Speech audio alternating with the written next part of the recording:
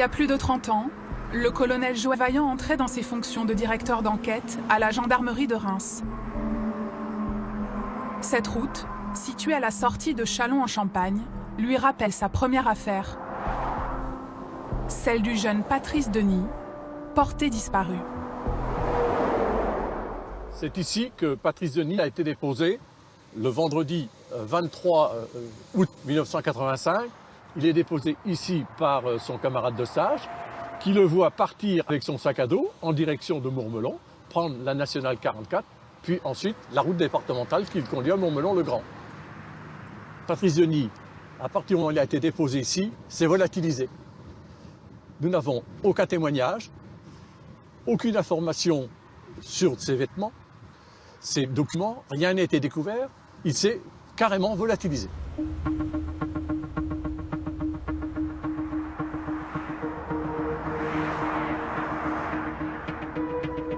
Sur les traces de l'étudiant ingénieur de 20 ans, les équipes du capitaine Vaillant ratissent champs et forêts sur un rayon de 30 km pendant plusieurs semaines.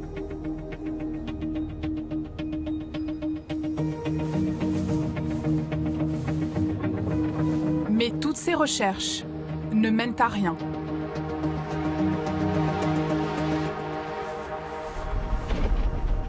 Lorsque Patrice Denis a disparu, j'ai demandé à mes collaborateurs de reprendre toutes les investigations parce qu'on s'est aperçu que d'autres personnes ont disparu en faisant de l'autostop. De 1980 à 1985, 6 jeunes autostoppeurs disparaissent entre Mourmelon et Maillecamp. Patrick Dubois en 1980, Serge Avé en 1980, Manuel Carvalho en 1981, Pascal Sergent en 1981, Olivier Donner en 1982 et Patrice Denis en 1985. Cette zone, qui semble engloutir les jeunes autostoppeurs, les journalistes la baptisent le triangle de la mort.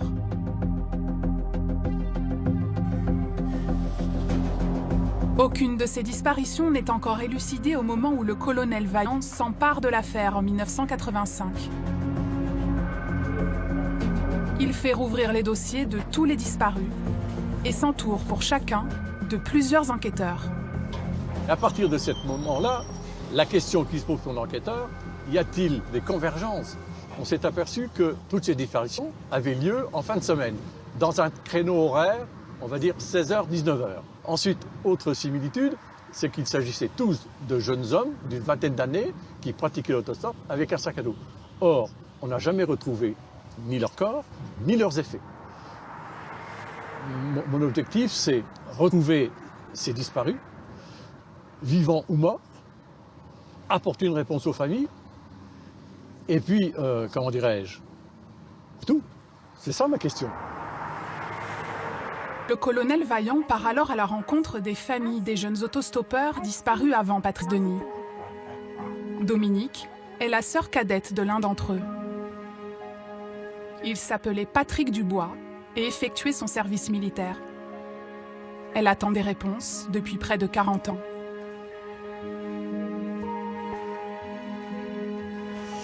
Là, il devait avoir 19 ans. Il était dans l'âge avant de partir, quoi. C'est la photo que ma mère avait tout le temps en face d'elle. C'était sa photo. Elle avait tout le temps la photo de son gamin devant elle, devant son fauteuil. Et elle le regardait tout le temps, quoi, en fait. La dernière fois que j'ai vu mon frère, c'était pendant les fêtes de Noël, Nouvelle Année. Et lui, il passait son temps dans sa chambre. Il était renfermé dans sa chambre et il est venu, ma mère l'était chercher pour qu'il vienne manger un peu avec nous. Il est venu manger, démarrer le repas. Et après, il y a un moment, il était vraiment pas bien. Il a voulu aller se reposer. Il disait qu'il était fatigué. Bon, c'était plus Patrick, c'était plus lui. Il était plus comme avant. Il était pas souriant, tout le temps triste. Donc on se demande si il n'y avait pas déjà eu quelque chose qui s'était passé.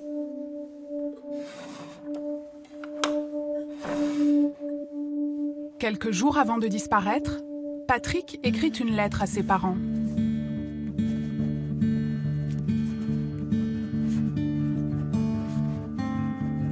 Il leur dit qu'il se sent seul et qu'il déprime. Le soir, je peux sortir en ville, mais je préfère pas y aller. Tout seul, c'est pas amusant. Celui qui est arrivé en même temps que moi vient de me demander si je n'allais pas au cinéma ce soir à 8 h. J'ai répondu oui, car j'avoue, j'ai un peu le cafard. Il est 19 h et pourtant j'ai dû aller me raser, car l'adjudant m'a dit d'aller me raser.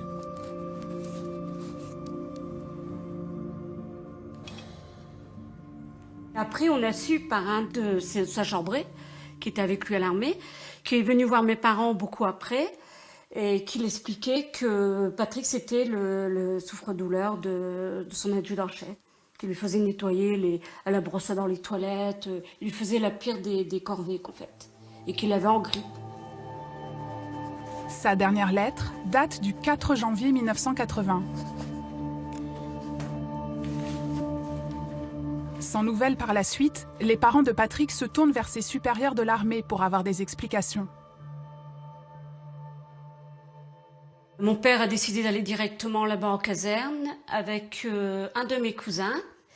Et mon père a demandé pour voir les copains de Chambray, ce qui lui a été refusé. On mettait tout le temps en tête à mes parents, de toute façon, votre garçon est déserteur, Patrick, ça peut pas être un déserteur, on était trop famille et voilà, on était... D'ailleurs, il avait une copine aussi en plus de ça. Regardez ici, il y a les lettres d'amour qui s'envoyaient. C'est pas possible qu'il a pu déserter, c'est pas vrai, c'est pas possible.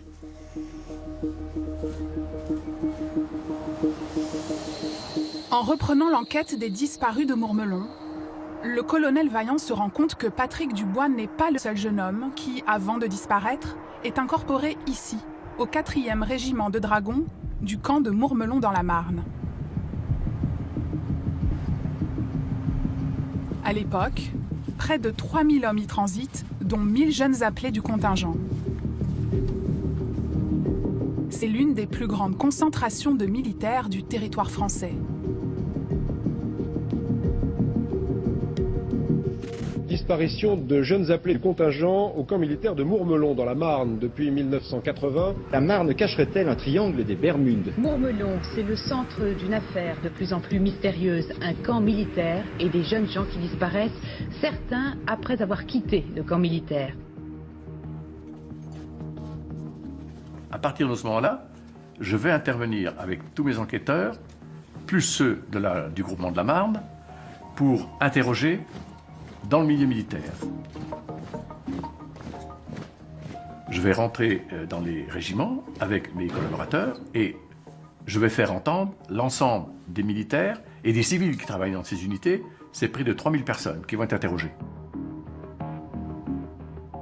Ça n'apporte rien, aucun témoignage direct, concret.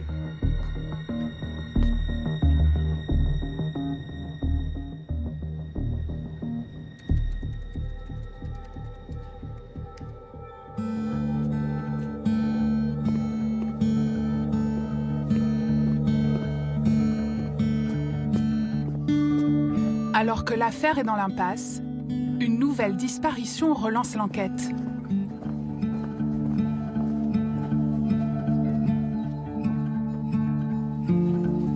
Le vendredi 30 avril 1987, à 17 h 30, les jeunes soldats du 4e régiment de dragons partent en permission.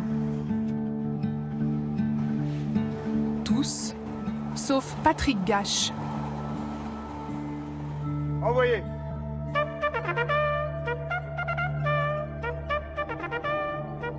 Le jeune homme de 19 ans s'est joué du clairon. Il est donc retenu à la caserne pour sonner la descente des couleurs. Il devra se débrouiller tout seul pour rejoindre en début de soirée la gare de Mourmelon, à pied ou en sop. Personne ne l'a jamais revu.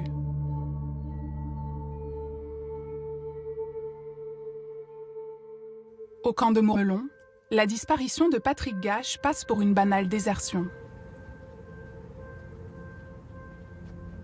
Au point qu'à l'époque, sa famille reçoit même un document qu'Alain Gache, le frère de Patrick, a encore du mal à digérer 30 ans plus tard.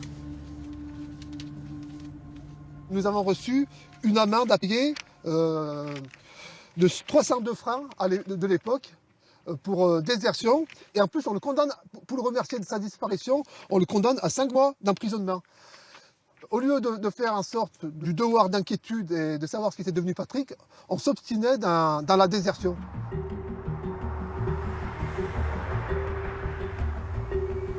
Au moment où Patrick Gage disparaît, cela fait 2 ans que l'équipe du colonel Vaillant enquête sur l'affaire des disparus de Mormelon.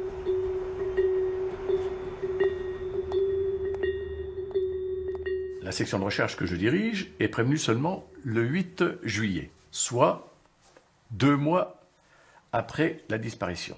Il y a eu, comme je le dis, un bug.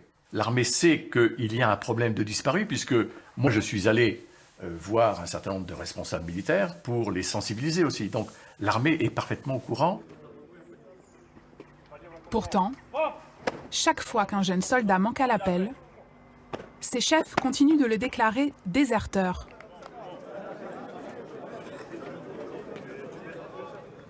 La désertion signifie une volonté de rompre avec l'armée.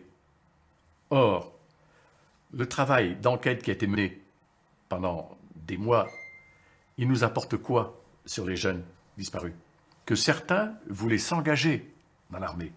Donc c'était en contradiction flagrante. Quand il y a désertion, si on fait un travail de profondeur, on retrouve un déserteur. Car un déserteur, il arrive chez lui, généralement, mais il ne veut pas réintégrer son unité. Or là, les familles que j'ai rencontrées, on voyait bien leur angoisse. C'est qu'elles étaient vraiment à la peine. Où est mon fils? Pourquoi il a disparu? Comment il a disparu? Qu'est-il devenu? Etc. Et donc, là, pour moi, la thèse de la désertion ne tient pas.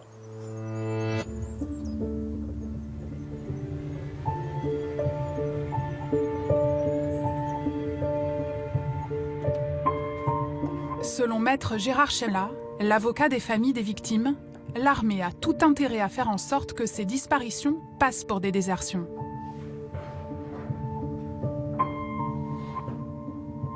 L'armée a toujours considéré cette affaire comme étant une affaire embêtante, et comme les affaires embêtantes, le mieux c'est de ne pas en parler, on met tout ça, voilà, on met ça sous le tapis et ça n'intéresse personne. L'armée n'a tellement pas envie d'entendre parler de cette affaire que le service des relations publiques va, et c'est le cas enchaîné qui va sortir l'information à l'époque, va faire une note interne. Plusieurs scénarios sont envisageables. 1. La gendarmerie découvre un coupable civil. Les effets sur l'image de l'armée sont dans ce cas très positifs. Et là, il va falloir valoriser le rôle de la gendarmerie, sa détermination, sa discrétion. Et les gendarmes découvrent un coupable militaire, c'est la deuxième hypothèse. L'effet sur l'image de l'armée peut être dans ce cas globalement négatif. Les risques de développement de discours antimilitaristes sont patents. Il faut bien quand même comprendre qu'on est au moment où l'armée française est un enjeu de société. Nous sommes avant la suppression du service militaire, il y a un tiers des appelés qui sont exemptés ou réformés. Ils ont besoin d'avoir une image positive. On a donc vraiment une volonté totale de silence autour de cette affaire. C'est une affaire gênante. Parmi tous ces appelés du contingent disparus dans les environs du camp de Mormelon, seulement l'un d'entre eux est retrouvé, mort. Olivier Donner, 20 ans.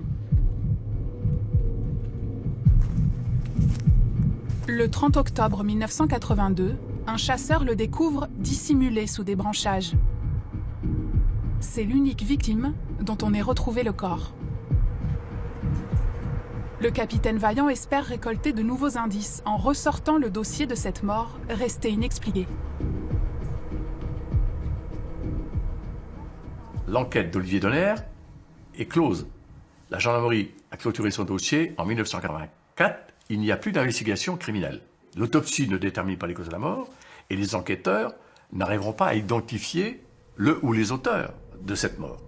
Donc j'ai ressaisi un médecin légiste pour lui demander quelles pouvaient être les causes de la mort. Et il m'avait dit que ça pouvait être qu'une mort par asphyxie, soit strangulation, soit par étouffement. Si lui, qui faisait l'autostop, avait retrouvé mort, pourquoi les autres n'auraient-ils pas eu le même sort? S'ils sont morts, il y a bien quelqu'un qui les a tués. Pour identifier le tueur, Joël Vaillant sollicite Jean-Luc Ployer, expert judiciaire à la cour de Reims. Il va se mettre dans la peau d'un profiler à l'américaine. Un rôle peu commun pour l'époque. Monsieur Vaillant me dit, voilà, on est un petit peu à l'arrêt dans ce dossier, on ne sait plus trop. Aidez-moi à déterminer un profil et il me donne des renseignements sur les disparus.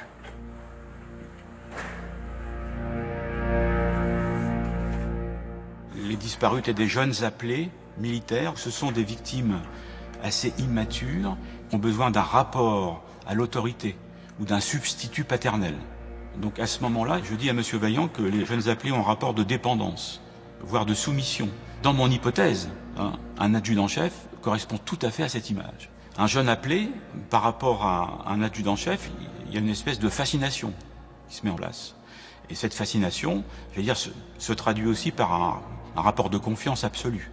Et donc je dis à monsieur Vaillant qu'il faut absolument qu'il aille voir du côté des adjudants-chefs qui sont dans cette zone de Mourmelon.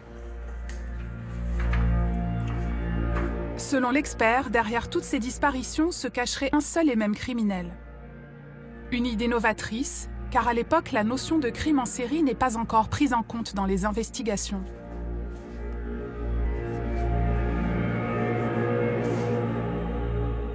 Je prends l'option d'un individu dans un contexte militaire avec un grade d'adjudant ou d'adjudant-chef.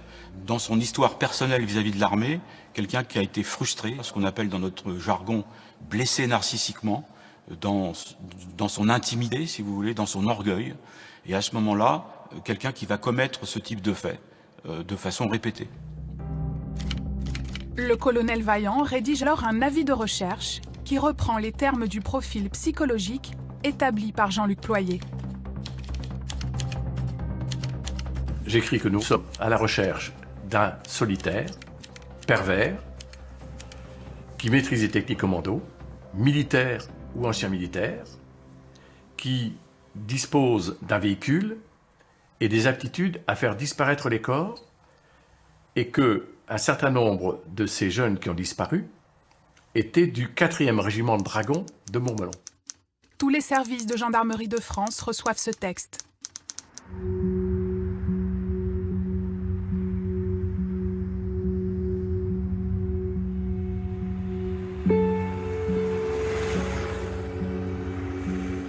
Un an plus tard, le 9 août 1988, sur une route de campagne près de Mâcon,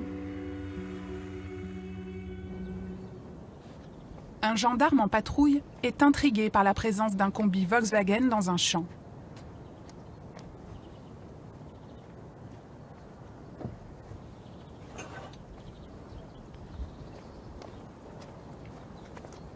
Il contrôle l'identité de l'automobiliste. Le conducteur est militaire au camp de Mourmelon. Le gendarme fait tout de suite le rapprochement avec le profil diffusé par le colonel Vaillant. Il le somme d'ouvrir son véhicule.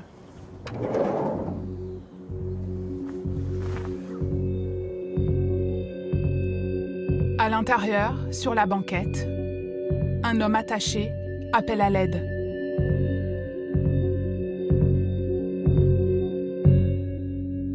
Peut-être du nouveau dans l'affaire de Mourmelon. Le 8 août dernier au soir, un jeune touriste a été pris en stop au péage de Châlons par un militaire. Et le voyage a mal tourné. L'arrestation d'un adjudant-chef de 42 ans accusé d'avoir torturé et violé un jeune touriste a brusquement relancé l'enquête.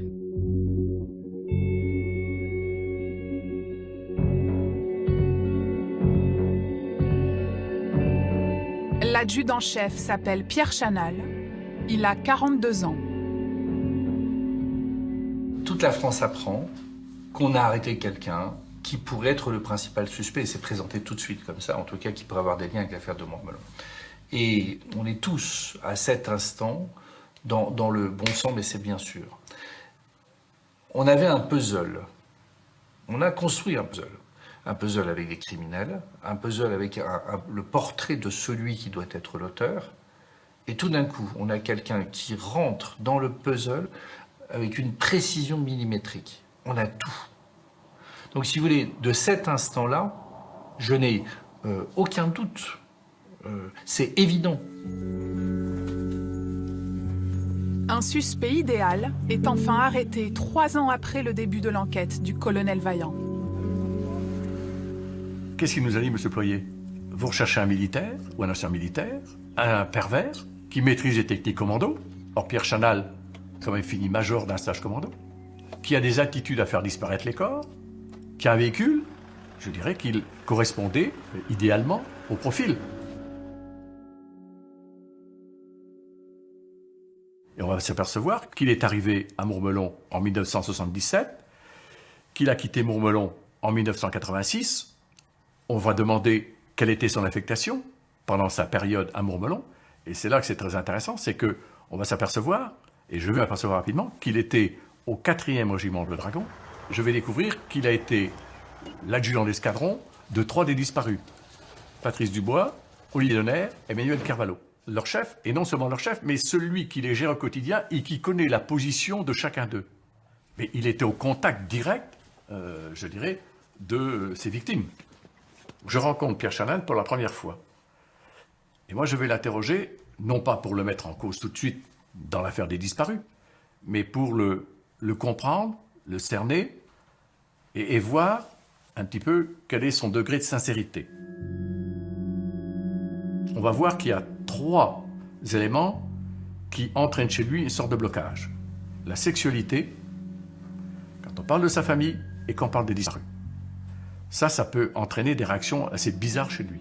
Hein, du genre se mettre la tête dans les poings, ne pas répondre, siffloter, et voire s'énerver.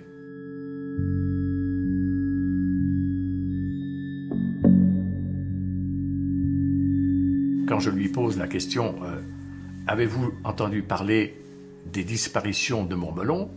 Il m'a dit « Mais qu'est-ce que vous voulez que je vous dise ?» Et je lui ai dit « Vous me dites simplement la vérité. » Et il me fait comprendre, il me répond « Mais vous comprenez que celui qui a fait ça, il me dit, c'est la perpétuité. » Qu'est-ce qu'il veut dire? S'il n'a rien fait, je ne vois pas pourquoi il m'a répondu, c'est la perpétuité. Donc, moi j'interprète ça comme étant, je dirais, une reconnaissance implicite qu'il a quelque chose à dire, mais qu'il ne peut pas ou ne veut pas le dire. Vous êtes persuadé, lorsque vous êtes face à lui, que c'est lui qui a fait disparaître les corps des disparus de Mourmelon? À la fin de son interrogatoire, j'ai non pas une certitude, mais j'ai de fortes présomptions.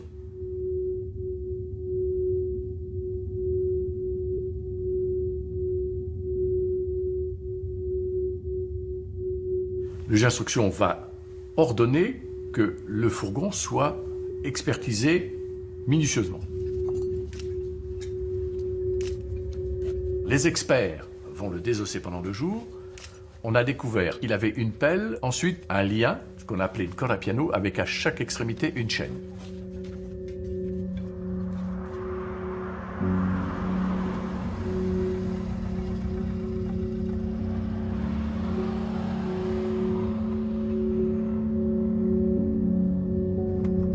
Ces 2 objets saisis dans le combi de Pierre Chanal rappellent au colonel Vaillant la scène d'un crime survenu 1 an auparavant. La mort de Trevor O'Keefe, un jeune autostoppeur irlandais de 20 ans.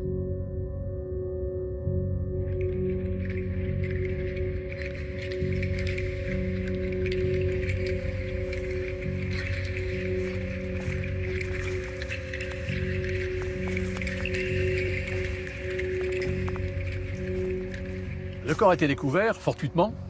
C'est un agriculteur qui passe le samedi soir. Ce jour-là, il constate que les orties, l'herbe est foulée. Il suit la trace, descend cette pente et en bas, voit qu'il y a un tertre, de la terre fraîchement remuée. Il gratte, il voit des cheveux, il gratte encore et là découvre un mort. Pour cacher le corps, la personne a utilisé un outil, une pelle, de cette largeur d'environ 15 cm. Dans le combi de Pierre Chanal, on saisit une pelle US de 15 cm de large, dont la largeur est identique à la trace laissée ici. Et la terre qui a été prélevée ici, comparée à la terre sur la pelle de Pierre Chanal, est identique. Par la composition géologique, des experts vont déterminer qu'elle comporte un certain nombre de caractéristiques qu'on retrouve entre la terre d'échantillon et la terre de comparaison. Le deuxième élément qui va être saisi, c'est une corde à piano. C'est un lien de 3 à 4 mm de diamètre auquel, à chaque extrémité, Pierre Chanal a ajouté des chaînes. Ça permet une meilleure préhension pour étrangler quelqu'un. Et lorsqu'on découvre le corps, il porte un sillon autour du cou. Selon les experts, la corde à piano qui a été saisie dans le combi a pu servir à l'étranglement de Trevor O'Keefe. Selon Joël Vaillant, ces indices désignent Pierre Chanal comme étant l'auteur des disparitions de Mourmelon. Mais pour le juge d'instruction, ces preuves ne suffisent pas à incriminer l'adjudant-chef. Le jeune homme découvert dans le combi vert, Palace Falvey, est la seule et unique victime de Pierre Chanal aux yeux de la justice. Pierre Chanal, devant la cour d'assises de Chalon-sur-Saône, cet ex-militaire doit répondre d'attentat à la pudeur, de viol et de séquestration sur un jeune autostoppeur hongrois.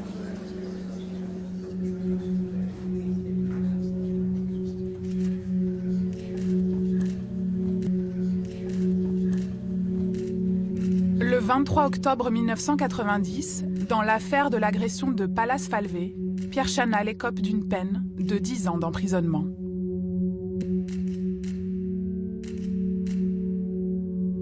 De son côté, Joël Vaillant n'abandonne pas ses investigations. Il concentre son enquête sur la découverte de poils et de cheveux prélevés sur le matelas du combi de Pierre Chanal. Mais au début des années 90, les analyses ADN ne sont pas assez précises. Impossible de savoir si ces cheveux appartiennent aux autres jeunes autostoppeurs. Pierre Chanal termine sa peine de prison en 1995 sans être inquiété dans l'affaire des disparus de Mourmelon. Madame, Monsieur, bonjour. Pierre Chanal, ex-adjudant-chef de l'armée française, condamné à 10 ans de prison pour le viol d'un autostoppeur hongrois, sera remis en liberté sous contrôle judiciaire le 15 décembre prochain.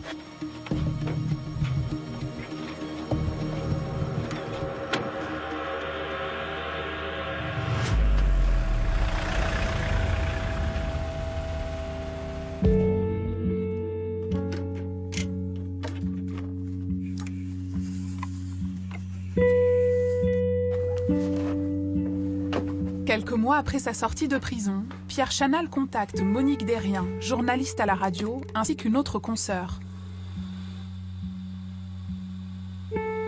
Il leur donne sa seule et unique interview. Son but ? Redorer son image et clamer son innocence. Je vais vous demander, Pierre Chanal, de me dire quelques mots pour faire un réglage du micro. J'ai 49 ans dans quelques mois. Voilà, donc on commence l'interview. Pierre Chanal, donc je vous pose la question que tout le monde se pose. Quand vous avez violé ce jeune Hongrois dans votre estafette, pour beaucoup de gens, la fin inéluctable, c'était Pierre Chanal étrangle le jeune Hongrois. Déjà, ça ne s'est pas passé comme on a bien voulu dire dans la presse. Moi, j'ai reconnu certains torts, c'est-à-dire qu'au départ, nous étions consentants tous les deux, et ensuite, il y a eu un peu de dérapage de mon côté. Il n'y a jamais eu de brutalité vis-à-vis de ce jeune Hongrois, alors que dans la presse, on dit qu'il a été torturé, qu'il a été tout, quoi. Oui. Palace Falvey dit qu'il se sentait condamné, il était persuadé qu'il allait mourir.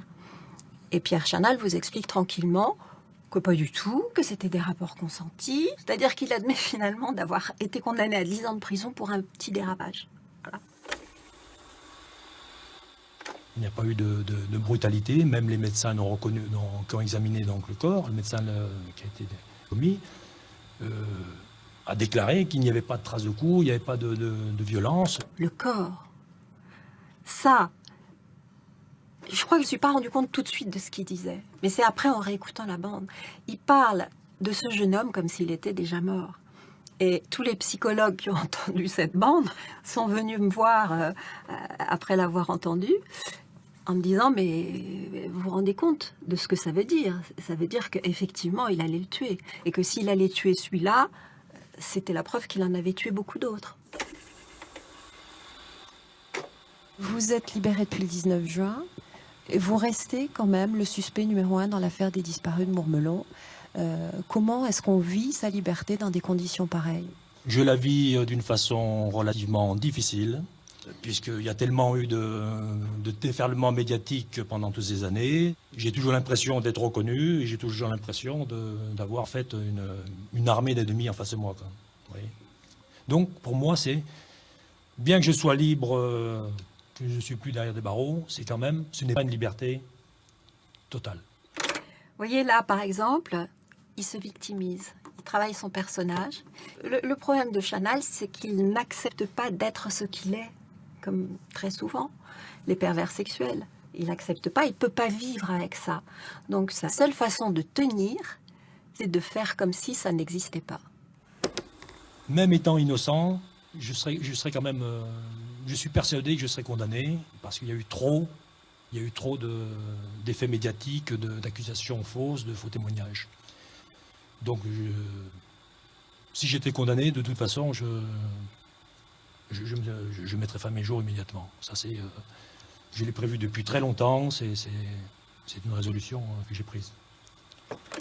Quand je fais cette interview en 1995, Pierre Chanal annonce, là, sur mon magnétophone, qu'il va se suicider si on le met en examen et qu'il n'acceptera pas d'être jugé, encore une fois, pour des crimes qu'il n'a pas commis.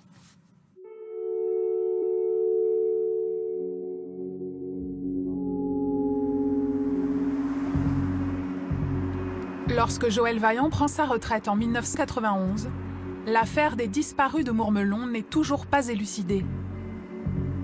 Mais il garde l'intime conviction que Pierre Chanal en est l'unique responsable.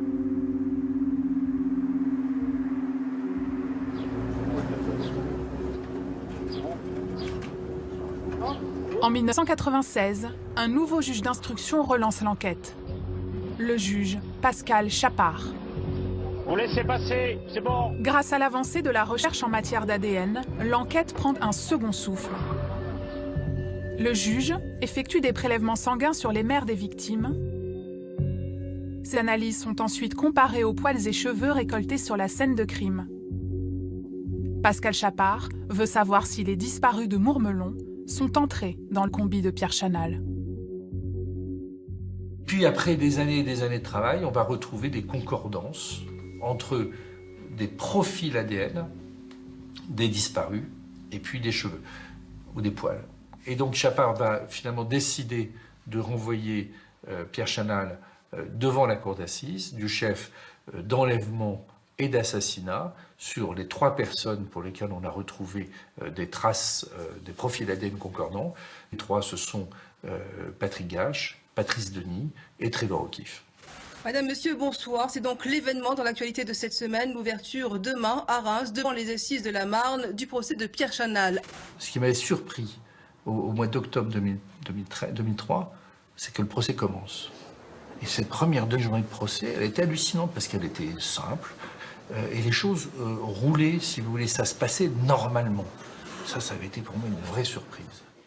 Et j'ai eu la naïveté d'ailleurs dans l'après-midi de me dire finalement il a lieu le procès.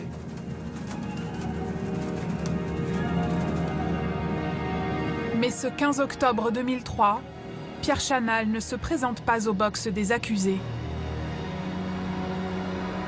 En grève de la faim depuis plusieurs semaines, il vient d'être hospitalisé au CHU de Reims.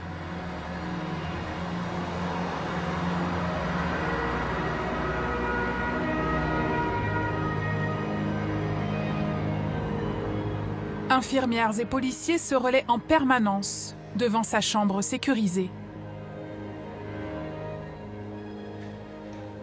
Aux alentours de minuit, l'un des policiers inspecte sa chambre. Il découvre que Pierre Chanal a réussi à se suicider. Il s'est tranché l'artère fémorale avec une lame de rasoir. Personne n'a mesuré à quel point il était capable d'organisation. Il restait dans une telle maîtrise, y compris de son corps, que c'était lui qui restait le plus fort. Et en se donnant la mort, on a quelqu'un qui se maîtrise, puisqu'il décide, lui, de maîtriser sa vie et donc sa mort. Il est plus fort que nous. Nous, on est en train de le juger et lui se tue. Et en même temps, il ne peut pas faire apparaître la face cachée la face immergée de l'iceberg. C'était évident qu'il ne nous laisserait pas l'attraper. Pourquoi? Parce que Chanal reste, quoi qu'il arrive, dans un système de rapport de force, et que dans ce rapport de force, il doit être le plus fort, au prix de sa propre vie.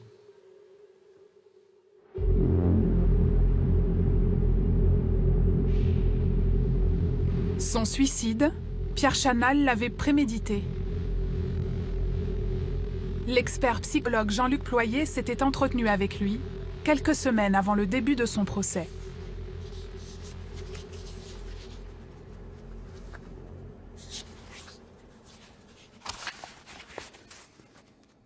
Dans les conclusions que j'avais écrites à la présidente de la Cour d'appel en 2003, je disais qu'on ne pouvait exclure à tout moment, il m'avait dit avant, pendant ou après son procès, un risque suicidaire. Je me suis empressé d'appeler la présidente en lui disant « Attention ».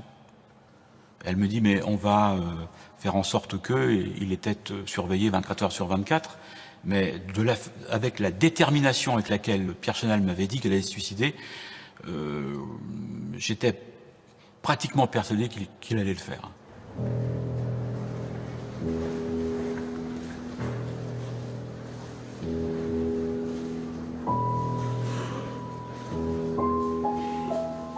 La présidente ouvre l'audience et puis elle constate ce qu'on appelle l'extinction de l'action publique. Parce qu'en France, on ne peut pas juger un mort, c'est-à-dire la poursuite pénale est terminée. Et elle est terminée sur une absence définitive de culpabilité. Il n'y aura jamais de jugement de l'affaire des disparus de Montmelon.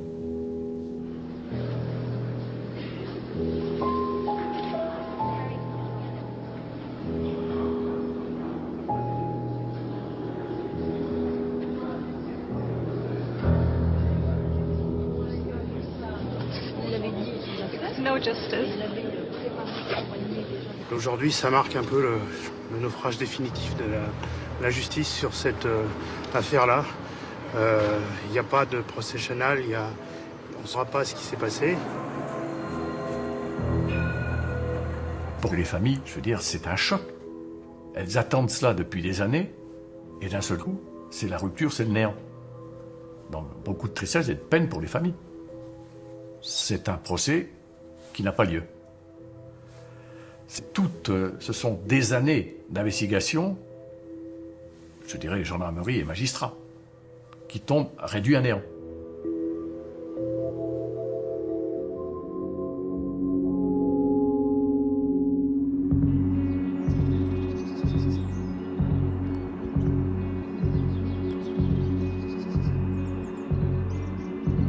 Depuis les premières disparitions autour du camp de Mourmelon, près de 40 années se sont écoulées sans que toute la lumière soit faite.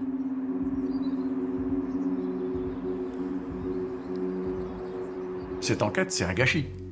C'est un gâchis judiciaire, c'est un gâchis financier et c'est un gâchis humain. Parce que, je veux dire, quand on regarde au niveau du judiciaire, il a fallu attendre milieu des années 90 pour que l'ensemble des pièces de procédure soient réunies, des experts incompétents, un certain nombre d'erreurs. Le gâchis financier, c'est que vous avez des enquêteurs qui ont travaillé 10, 15 ans, il y a eu des centaines de personnes impliquées dans ces affaires, dans les recherches, etc. Donc c'est un gâchis financier énorme. Et puis c'est un gâchis humain, parce que quand vous ne répondez pas aux attentes des familles, que vous n'apportez pas la réponse, vous ne pouvez pas considérer que vous avez fait votre job, donc c'est un échec. Et il faut l'assumer. Et vous le vivez comment? Je dirais, avec le temps, ça s'atténue, mais je dirais que c'est quand même quelque chose que vous ne pouvez pas effacer de votre mémoire. Mais vous avez trouvé un auteur potentiel des crimes et des disparitions. Oui, mais identifier le suspect était une priorité. Mais retrouver les corps était l'objectif principal. C'est quelque chose qui, de temps en temps, me pose problème. En disant, où sont-ils? Que sont-ils devenus? C'est ça la question.